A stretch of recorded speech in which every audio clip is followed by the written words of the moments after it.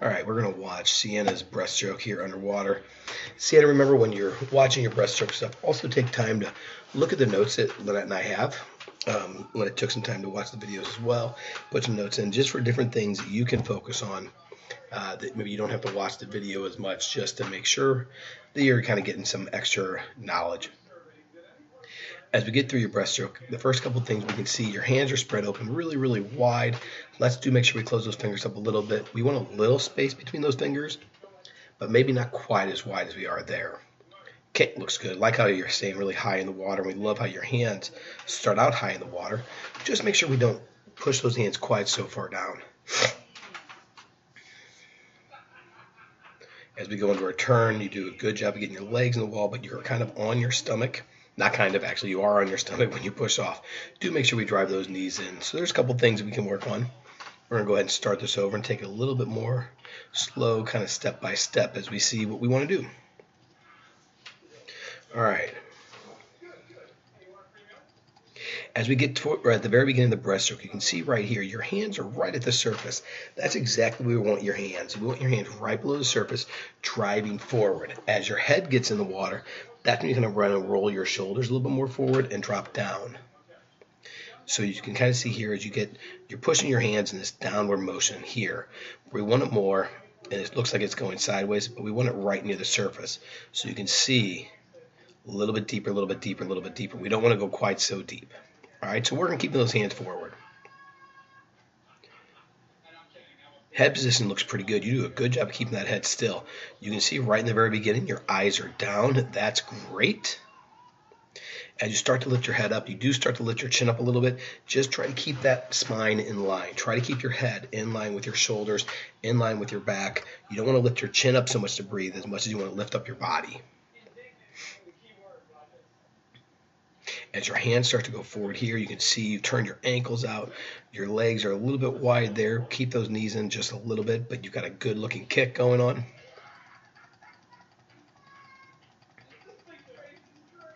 You can see that your feet are just coming together here as you're starting your next pull. That's fantastic. Okay, you always want to make sure you have just a slight little bit of a glide. That glide lasts about as long as it takes for your feet to come together.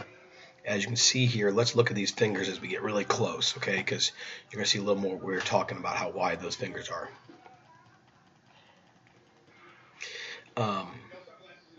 As you're doing that real quick, I want you to look at your elbows, where you're kind of dropping your elbows. You're pulling your elbows almost straight back. What we want to see you do is your left hand looks really good. See how much straighter that is, kind of pressed out a little bit. It's a little bit wide, but you're still pressed out. Don't let your elbow come back on that right side. Keep it more like that left side. Press out past those those shoulders, then scoop in. Hands are right underneath your shoulders, right underneath your chin. That's fantastic. You don't ever want to go past that chin and go past your shoulders. So you're right exactly where you need to be as far as your pull goes.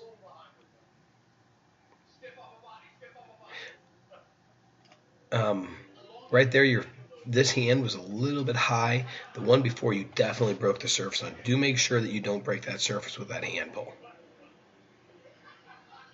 Good job of finishing that kick. Very good job of finishing the kick. All right, as we get into our turn. Nice last stroke. All right, so the first thing first is we want to make sure those feet are a little bit more together. You want to kind of stack those feet where there's kind of a little bit of a crossover, and you want to make sure that your knees are into that wall a little bit better. We're going to show you on this X over here.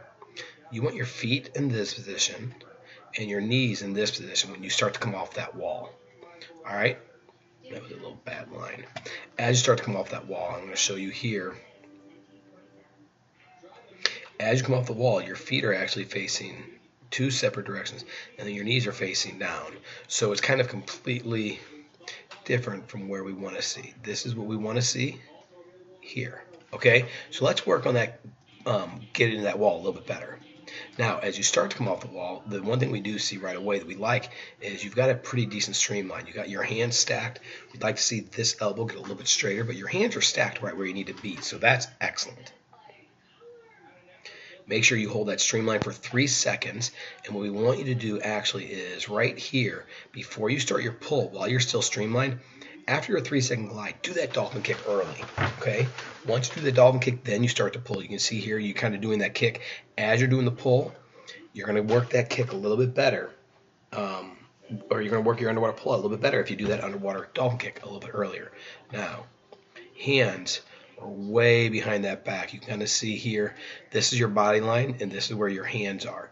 What we want to actually have you do is take your hands from here and put them right on the front of your thighs. Okay, so drop those hands down right to the front of your thighs if you can. All right, that'll help keep your body a little bit more streamlined position. Great eyes. I mean, that's perfect. That's exactly where you need to be. We also love how you're going down, which means you're going to be coming up on the underwater pull. That is great. Excellent job with that, Sienna. All right, so let's again look at what's happening with your hands. As you're starting to do your underwater kick, you're having to slide your hands up behind your back. You actually want your hands going up your belly. So right from your belly button all the way up towards that chin, sliding your hands up your body. Okay? So that's why I want your hands at your hips. All right. Now your head position. Right here as you're coming up, you can see you looked forward, and then you drop your head back to where you need it to be. Keep your head in that position right there. You can also see it's a little bit of a high ascent. So if you actually work your underwater pull just a little bit better, when you do that pull, you want to kind of lift your shoulders up a little bit. That's going to help you start getting that ascent. And ascent meaning coming up higher in that water. That's going to really help you out a lot. You don't want to be quite so high. As you start the stroke, really good job of starting your stroke there. So excellent. Keep it up.